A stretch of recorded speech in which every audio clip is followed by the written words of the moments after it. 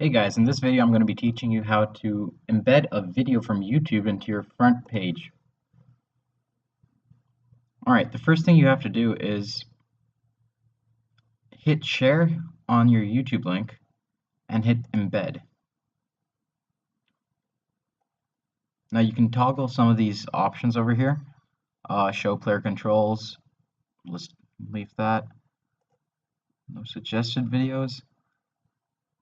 And just copy the embed code over here. Next, what you want to do is go to your My Publications folder, hit this little plus icon over here, and hit Publication Features.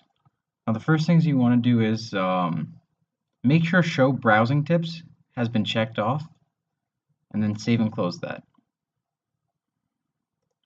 Then you go to your Publication Tools and scroll down to Video Integration.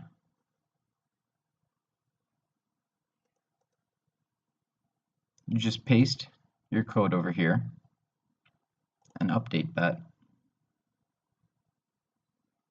Alright, now if you refresh our publication,